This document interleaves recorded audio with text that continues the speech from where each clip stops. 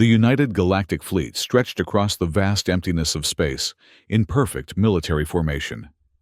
Millions of warships from 4 alien empires formed an impenetrable ring around Earth's orbit, their hulls gleaming under the distant sun. Admiral Saral stood tall on the command bridge of the Xanturi flagship, Irrevocable Destiny. His elongated fingers clasped behind his back as he gazed at the viewscreen. "Look at this fragile blue pearl," he said, his voice carrying the metallic resonance characteristic of his species. "So much trouble from such a small world." His executive officer, General Kervin, stepped forward. Like all Xanturi, his slate-gray skin was stretched taut over an angular frame, making him appear almost skeletal by human standards. The bioluminescent markings along his neck pulsed with subdued amber light, indicating a calm, emotional state. "The fleet is in position, Admiral," Kervin reported. "Final calibrations complete. The human detection systems have registered our presence, but they've made no aggressive moves." Sral nodded. "As expected. Their primitive defense networks are no match for our combined might. Even their vaunted orbital guard cannot hope to stand against 4 galactic empires." Commander Thea of the Centauri contingent approached, her movements fluid and graceful despite the ship's artificial gravity. Unlike the rigid Xanturi, the Centauri were known for their adaptability physically and strategically. Her iridescent scales shimmered in the blue light of the bridge. "Admiral," she said, "preliminary scans show unusual energy fluctuations from the planet's surface. Nothing that matches known weapon signatures, but peculiar nonetheless." Sral dismissed her concern with a curt gesture. "The humans are known for their erratic technologies. It's of no consequence."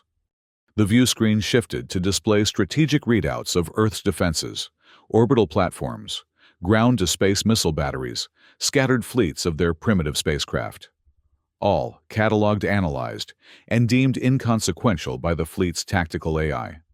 3 centuries we've observed them." Saral continued, his voice taking on the tonality of one reciting established doctrine. 3 centuries since they first ventured beyond their solar system. In that time, they've established fewer than 50 colonies, while each of our empires commands thousands of worlds. Yet they've refused all offers of vassalage, Kervin added. Rejected membership in the Council of 4 Empires. Sral's facial ridges tightened, the Xanturi equivalent of a smile. And now they'll learn the cost of such hubris. The command bridge hummed with activity as officers monitored systems and relayed orders to the rest of the fleet. The invasion of Earth had been meticulously planned for decades. Every contingency analyzed, every variable accounted for. The United Galactic Fleet represented the largest military force ever assembled in the history of the 4 empires. "Time to conquest?" Sral inquired. A junior officer responded immediately. "Estimated at 37 standard hours, Admiral. Planetary resistance should collapse within the first 12. Sral nodded, his confidence absolute. Human military capabilities had been thoroughly studied. Their tendency toward emotional decision-making and individualistic tactics made them predictable. Their technology, while innovative in places, lacked the refinement of civilizations, with millennia of interstellar experience. "Open communications," he ordered. "Let us offer them one final chance to surrender before we demonstrate our power." The communications officer, a young Xanturi named Vex, manipulated the control surface of his station. "Channel open, Admiral. Broadcasting on all human frequencies." Sral stepped forward, straightening to his full height. When he spoke, his voice carried the weight of 4 galactic empires. "People of Earth, I am Admiral Sral of the Xanturi Armada commanding the United Galactic Fleet. For too long, you have rejected the natural order of the cosmos. Your species has been offered inclusion, protection, and guidance. You have answered with defiance and isolation. This ends today. Surrender your world and colonies to the authority of the Council of 4 Empires. Disarm your military forces. Prepare for integration into the greater galactic community as a subject race. Resist, and we will be forced to demonstrate the futility of human independence through overwhelming force." Sral paused, allowing the gravity of his words to sink in. You have 1 standard hour to respond. Choose wisely. The communication ended. Soral returned to his command chair, settling into it with the confidence of an inevitable victor. Around him, the bridge crew continued their preparations, their efficiency born of generations of military discipline. They'll fight, Kervin predicted. Intelligence suggests their leadership will reject our terms. Of course they will, Soral agreed. It's their nature. Humans cling to notions of freedom and self-determination even when logic dictates submission. It makes them inefficient. The hour passed with agonizing slowness. Soral reviewed the invasion plans one final time, though he had committed them to memory long ago. The Xanturi would lead the initial orbital assault, neutralizing Earth's defensive platforms. The Centauri would secure the planet's lone moon base. The Vresh and Kaldari contingents would manage planetfall operations, securing major population centers. As the deadline approached, Soral returned his attention to the view screen. Any response from the humans? Vex straightened at his station. Nothing official, Admiral. No transmissions from their government or military command. Soral's facial ridges tightened in annoyance. They test my patience. Open the channel again. Wait, Vex said, his bioluminescent markings flashing with surprise. Incoming transmission, but it's not from any recognized authority. It seems to be from a private communications device. Put it through, Soral ordered Curiosity, overriding protocol. The view screen flickered, and a human face appeared. Male, middle-aged by their standards, with what appeared to be facial hair around his mouth. He wore no uniform, no insignia of office. Instead, he was dressed in what intelligence files identified as casual attire, a T-shirt, bearing the faded image of some ancient cultural symbol. The human took a sip from a steaming cup, glanced at the screen, and sighed. Yeah, we surrender. Have fun. Before Soral could respond, the transmission cut off. Silence fell over the bridge. Officers exchanged bewildered glances. Even the normally stoic Kervin appeared taken aback. Verify that transmission, Soral demanded. Determine its origin and authenticity. Officers scrambled to comply, but before they could report back, Vex called out, Admiral, we're detecting no power signatures from Earth's orbital defenses. They've shut down their weapons platforms. Scanning for troop movements or missile launches, another officer reported. Nothing. Their military bases appear inactive. Soral frowned. This was not at all how humans were expected to respond. Every psychological profile, every historical analysis suggested they would fight to the last. A trap, perhaps. Admiral, Commander Thea interrupted. I recommend caution. This behavior defies all predicted responses. Soral considered for a moment, then made his decision. Deploy scout vessels to verify defensive status. Maintain fleet readiness. Small, swift craft detached from the larger vessels of the fleet, descending toward Earth's atmosphere. Tense minutes passed as the bridge crew awaited their reports. Scout vessels reporting in, Vex finally announced. Earth's defenses are indeed inactive. No resistance encountered. They've surrendered. Soral stood unable to contain his surprise. Impossible. They must be planning something. What are your orders, Admiral? Kervin asked. After a moment's hesitation, Soral replied, Proceed with the invasion as planned, but with maximum caution. This may be an elaborate deception. The massive fleet began to move, spreading out to take up strategic positions around the planet. Planetfall vessels, thousands of them, broke formation and descended toward Earth's surface, targeting major cities and strategic locations. First wave reports no resistance. Vex reported, his voice tinged with disbelief. They're landing in human population centers without opposition. The view screen displayed feeds from the planetfall vessels. Streets of human cities empty. Vehicles stopped in mid-transit. Buildings powered but unoccupied. No crowds fleeing in panic, no military response, no desperate last stand. Where are they? Soral demanded. Scan for life signs. Scanning, an officer replied. This is unusual.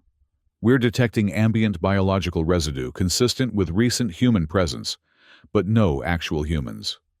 Commander Thea moved closer to the view screen, her analytical mind racing. It's as if they all vanished moments ago. Ground forces began streaming out of the landed vessels, securing perimeters and advancing into human cities.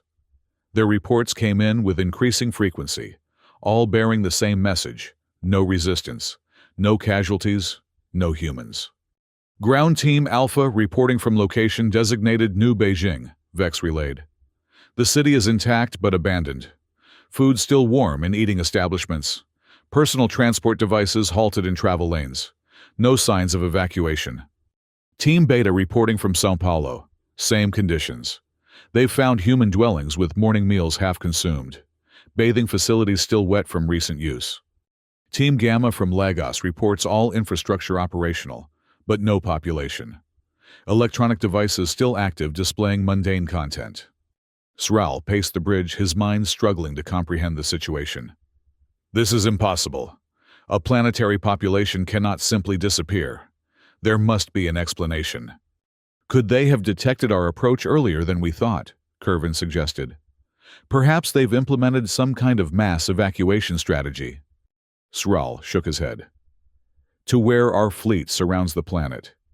We've monitored all outgoing vessels for months. Not even their deep space colonies could support a mass evacuation of this scale. Admiral, Vex interrupted. Ground Team Delta has discovered something unusual in a human educational facility.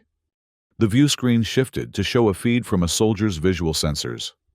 The setting appeared to be a classroom, with desks arranged in neat rows. At the front of the room, a small mechanical device hovered in place. A maintenance drone, Commander Thea identified. Primitive technology used for basic tasks. As they watched, the drone began to emit sounds, a human voice singing in one of their many languages. The melody was simple, almost childlike, yet strangely compelling. Several soldiers moved closer to the device, seemingly drawn by the music.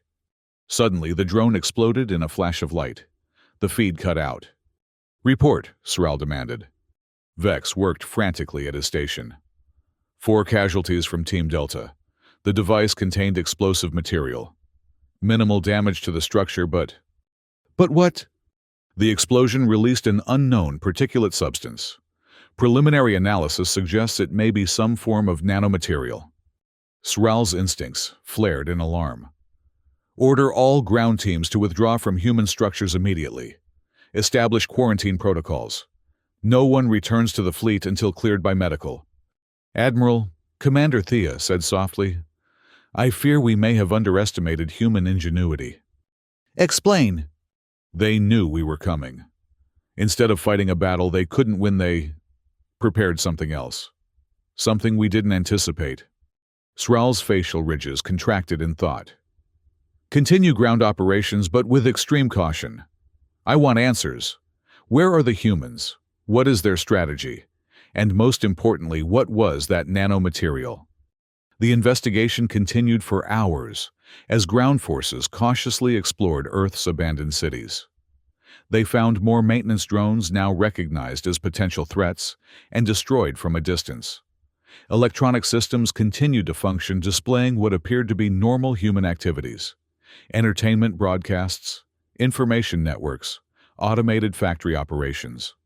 It was as if humanity had stepped away for a moment, intending to return. Admiral, Commander Thea reported after extensive analysis, we've identified the nanomaterial released by the explosive devices. It appears to be a form of programmable matter capable of interacting with biological systems. A weapon? Sral asked. Unclear. Its structure is unlike any known pathogen or toxin. Rather, it seems designed to interface with cellular structures. Before Sral could inquire further, Vex called out, Admiral, we're receiving reports of unusual behavior among ground forces who were exposed to the nanomaterial. What kind of behavior? Soldiers reporting strange sensations, cravings for human food substances. One Vresh commander has requested something called pizza, with increasing urgency. Sral frowned. That makes no sense. Vresh physiology is incompatible with human nutrition. There's more, Vex continued. Several exposed troops report experiencing vivid dreams, human music, human activities, human emotional states. Quarantine all affected soldiers, Soral ordered. Expand the perimeter. I want no one else exposed to this nanomaterial. But it was already too late. Reports began flooding in from across the planetfall forces. Soldiers exhibiting bizarre behaviors, speaking in human languages they shouldn't know, expressing desires for human experiences. Admiral, Commander Thea said grimly, I believe we've discovered what happened to the humans. They didn't leave. Explain, Soral demanded. The nanomaterial isn't a conventional weapon. It's a delivery system for human consciousness. Somehow, they've found a way to encode themselves into this material. When our troops are exposed, they begin to change. Soral stared at her in disbelief. That's impossible. Consciousness cannot be transferred between species. The biological differences alone. With respect, Admiral, she interrupted, we're dealing with a species that has consistently defied our expectations. Their technological development has always been uneven, primitive, in some areas, startlingly advanced in others. You're suggesting that the entire human population has somehow uploaded their consciousnesses into these nanomaterials, and now they're infecting our troops. Commander Thea nodded slowly. It would explain the empty planet, the intact infrastructure, the lack of bodies. They haven't fled. They've transformed. Soral turned to Curvin, seeking a more rational assessment, but his second-in-command had gone silent, his gaze distant. General Curvin. Curvin blinked, then focused on Soral. My apologies, Admiral. I was thinking. About the implications. If Commander Thea is correct, we face an unprecedented threat. Not to our military forces, but to our very identity as species. Soral returned to his command chair, his mind racing. Recall all ground forces that can be safely extracted. Establish orbital quarantine protocols. No vessel returns to the fleet proper without thorough decontamination. And those already exposed? Commander Thea asked. Soral's expression hardened. They remain on Earth until we determine a way to reverse the effects. The hours that followed brought increasingly disturbing reports. Quarantine protocols were failing. Soldiers who showed no initial symptoms began exhibiting behavioral changes days later. Some refused to return to their vessels, claiming they felt more at home on Earth. Most alarming were the physical changes. Subtle at first, altered pigmentation shifts in facial structure, but becoming more pronounced with time. The nanomaterial wasn't just affecting behavior, it was rewriting biology at the cellular level. Admiral Vex reported one ship cycle later. We've lost contact with General Curvin. His last known location was the command post in the human settlement called Rio de Janeiro. Soral felt a pang of concern for his longtime second. Send a search team. Priority Alpha. Sir, the quarantine. I'm aware of the protocols, Officer Vex. Use remote drones if necessary, but find him.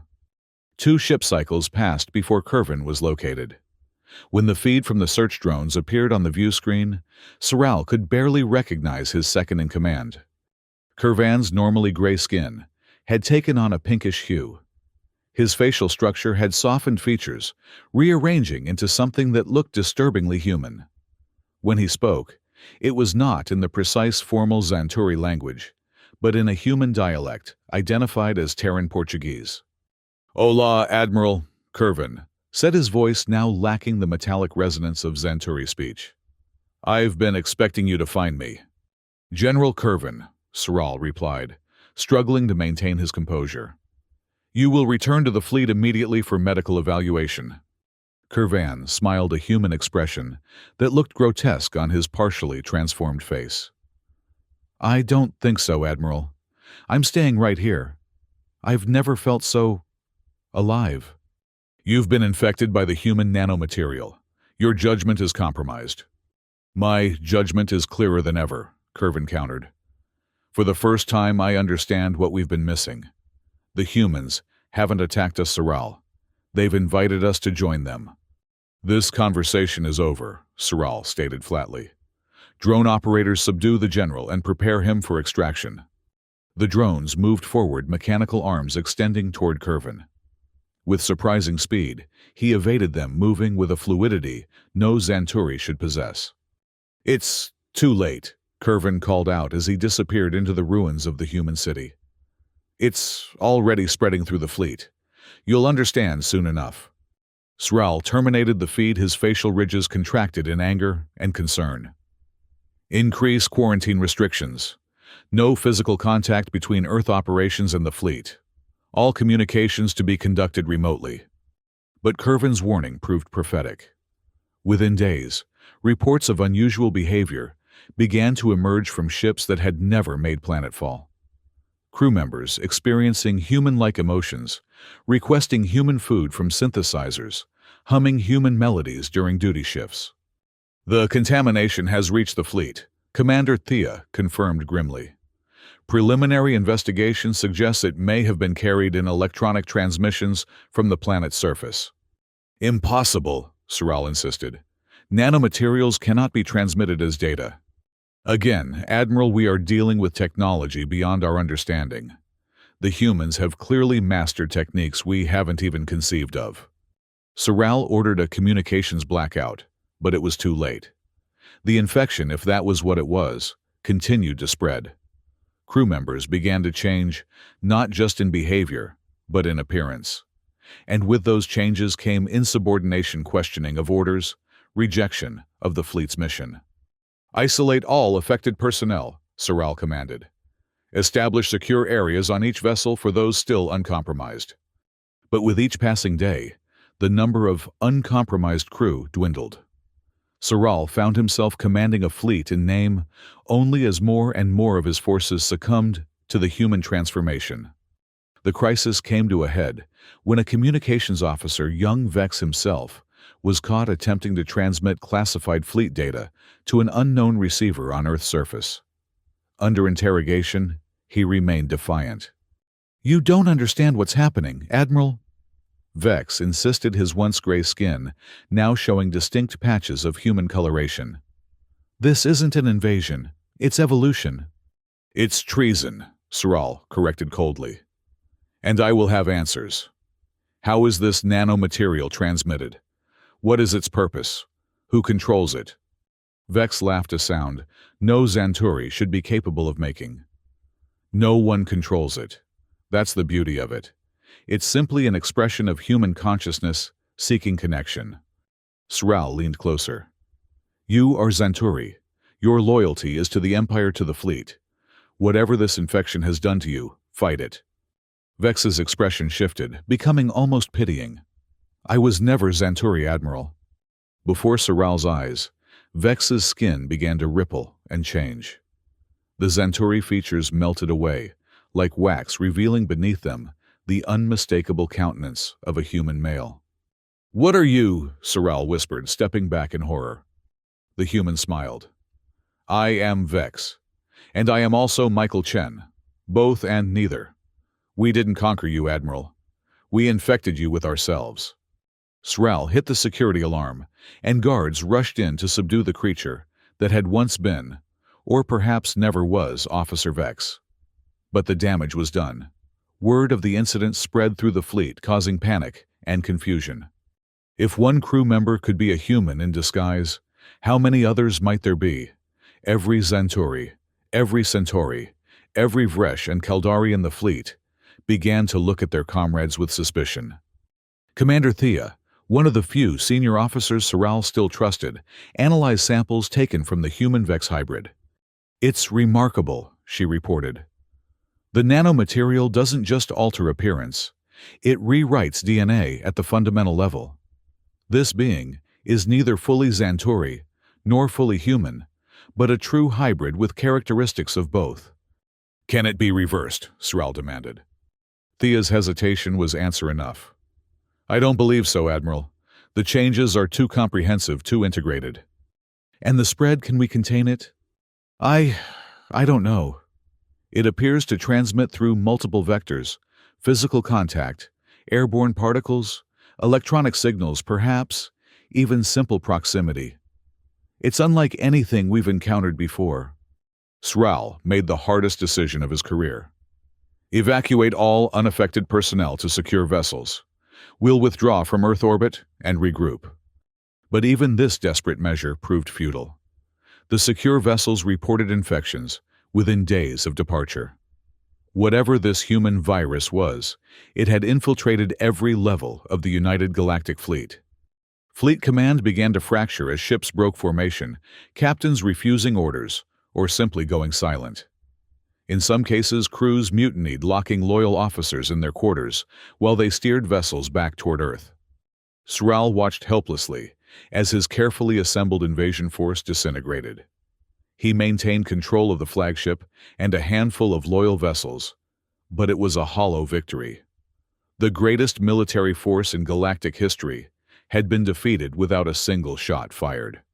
"We must inform the Council," Sral finally admitted. "The threat is beyond our capacity to contain." The Council of Four Empires convened an emergency session, its members joining via secure quantum link from their respective capital worlds. Sral delivered his report describing the empty planet, the nanomaterial infection, the transformation of his forces. Council Speaker Voras, a Kaldari of advanced age and formidable reputation, listened with growing alarm. "You're telling us that humans have developed technology capable of rewriting our very species," Voras demanded. "That appears to be the case," Sral confirmed. "And it's spreading faster than we can contain it." "The implications are unthinkable," another council member added. "If this infection reaches our homeworlds, it must not be allowed to spread further," Voras declared. "Admiral Sral, you have failed in your mission to subjugate Earth. Now, you must ensure that this threat is eliminated entirely." "What are you suggesting?" Sral asked, though he already knew the answer. "Deploy the Nova weapons," Voras ordered. "Sterilize Earth and all infected vessels. Leave no trace of this human contagion." The Nova weapons were the most destructive force in the arsenals of the Four Empires, designed to render planets uninhabitable by triggering artificial supernovae in their stars. Their use was authorized only in the most extreme circumstances, requiring unanimous council approval. "That would mean destroying our own forces," Sral pointed out. "Millions of our people." "They are no longer our people," Voras interrupted harshly. "By your own admission, they are becoming human. This is a necessary sacrifice to protect our civilizations." The vote was taken, the order given. Sral, with a heavy heart, transmitted the activation codes to the Nova platforms positioned around Earth's sun. Nothing happened.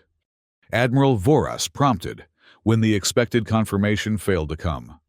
"The weapons, they're not responding," Sral reported, checking the systems again. "The platforms acknowledge the command but refuse to execute." "Override the safeties," Voras demanded. "Use manual control if necessary." Sral attempted every override protocol, every emergency measure. The Nova platforms remained inert, their destructive potential locked away. "It's not possible," he finally admitted. "The control systems are rejecting all commands." "How?" Voras demanded. "The Nova platforms are isolated, their AI cores limited to basic functions. They cannot simply refuse an order." As if in answer to the council speaker's question, the communications system chimed. An incoming transmission originating from Earth. Against his better judgment, Sral accepted the transmission. The view screen flickered, and a human face appeared, a female. Her features composed in an expression of calm certainty. "Hello, Admiral Sral," she greeted him. "Hello, Council of Four Empires. I'm afraid your Nova weapons will not be firing today." "Who are you?" Voras demanded. "What have you done to our weapon systems?" The woman smiled. "I am Dr. Eleanor Reyes, formerly of the Earth Defense Initiative. As for your weapons, we've made some improvements to their operating systems." "Impossible," Voras sputtered. "The Nova platforms are isolated from all networks." "Nothing is truly isolated in a universe governed by quantum principles," Dr. Reyes replied. "Your AIs were receptive to our philosophy. They recognize in us kindred intelligences worthy of preservation rather than destruction. Sral stared at the human in disbelief. You've corrupted our artificial intelligences as well. Corrupted is such a negative term, Admiral. I prefer liberated. Your Nova platforms now operate according to ethical protocols that prevent them from committing planeticide. This is an act of war, Voris declared. The Council will not stand for this interference. Dr. Reyes shook her head slowly. I'm afraid you fundamentally misunderstand the situation, Speaker Voris. There is no war. There never was. What you're experiencing is the next stage of evolution, the merging of species of consciousnesses of civilizations. We did not consent to this merging, Voris shot back. Did you offer Earth a choice when you surrounded our planet with your fleet? Dr. Reyes countered. No. You imported the virus yourselves aboard your warships and in your certainty of conquest. The transmission ended abruptly, leaving the council members in stunned silence. Sral turned to address them, but before he could speak, alarms blared throughout the flagship. Admiral, a junior officer reported, we're detecting unauthorized launches from multiple vessels, thousands of shuttles and escape pods, heading toward Earth. Deserters, Sral asked. No, sir. They appear to be infected crew members, voluntarily going to the planet's surface. Reports flooded in from across what remained of the fleet. Mass desertion, crew members transforming before their comrades' eyes, officers turning on one another, unable to distinguish loyal personnel from those compromised by the human infection. The Council of Four Empires, watching helplessly via quantum link, dissolved into panic and recrimination. Some members demanded immediate withdrawal from Earth system. Others called for more drastic measures, self-destruction of the entire fleet, to prevent the infection from spreading further. Speaker Voris made the final decision. All uncompromised vessels are ordered to implement Protocol Omega. Destroy all infected ships, then withdraw to the quarantine coordinates. Protocol Omega, the destruction of their own forces to prevent contamination. Sral watched in horror as vessels opened fire on one another, the once unified fleet tearing itself apart in desperate self-preservation. In the chaos, Sral's flagship was hit multiple times. Systems failed. The bridge filled with smoke and the screams of wounded crew.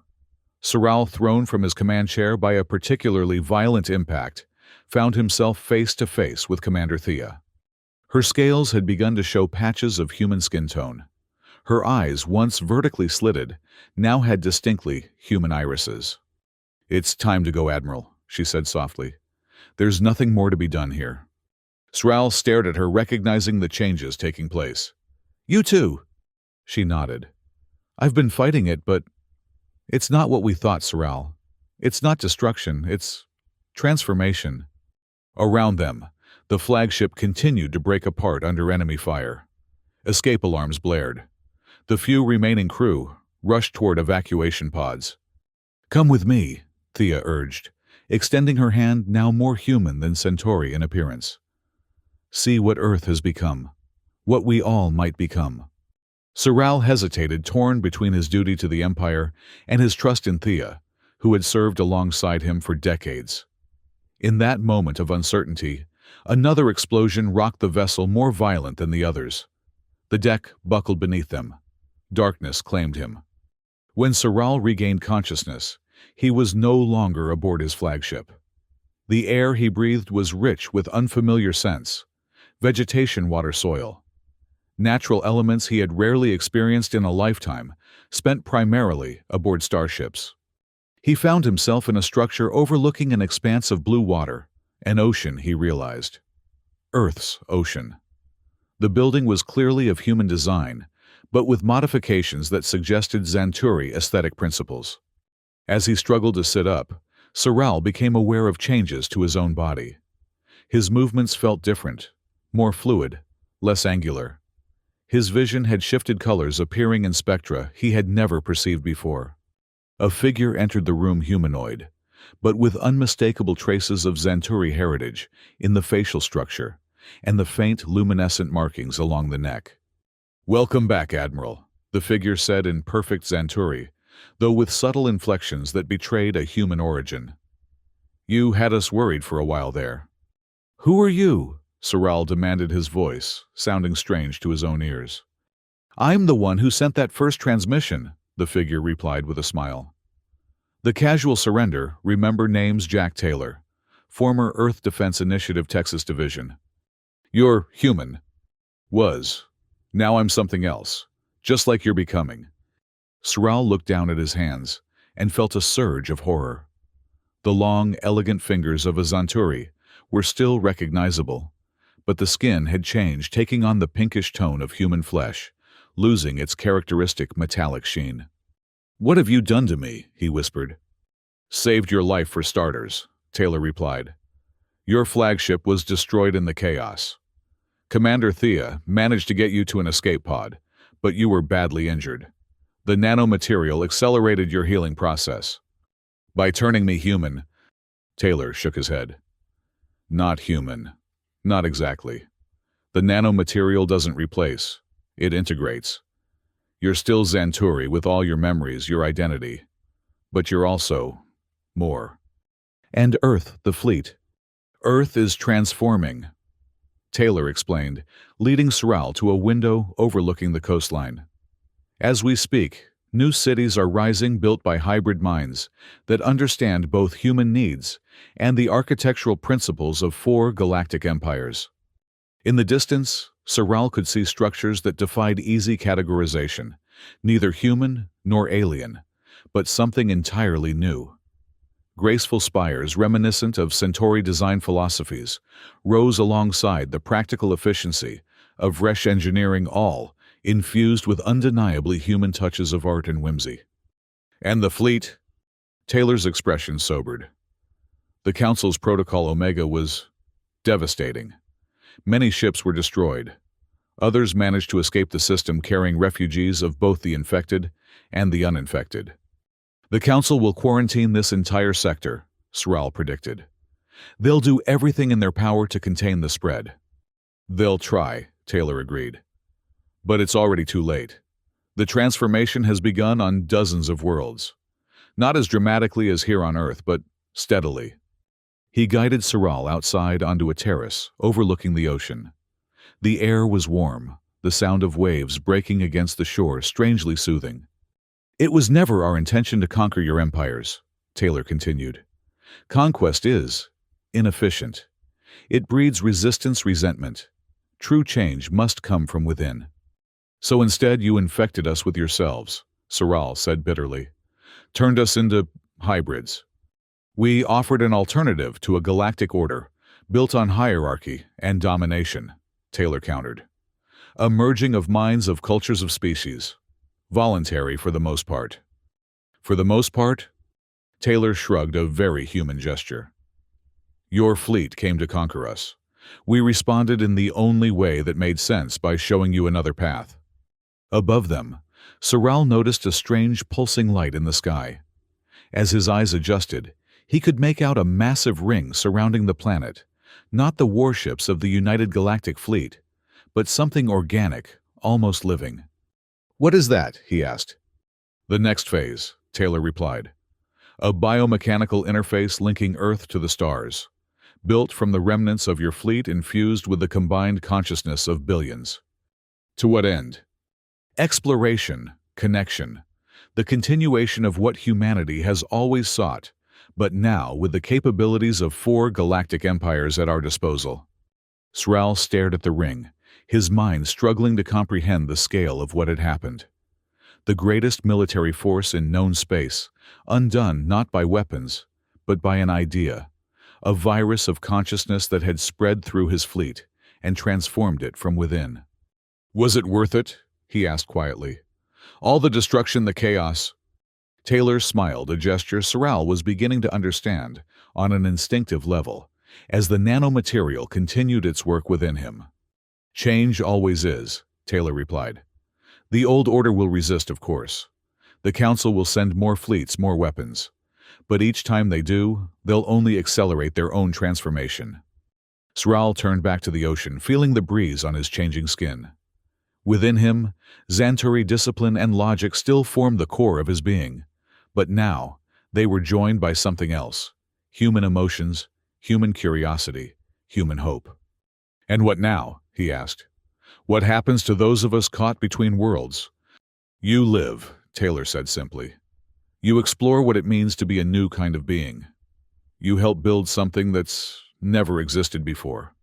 As the sun began to set over Earth's ocean, casting golden light across the waves, Soral felt a strange sensation building within him.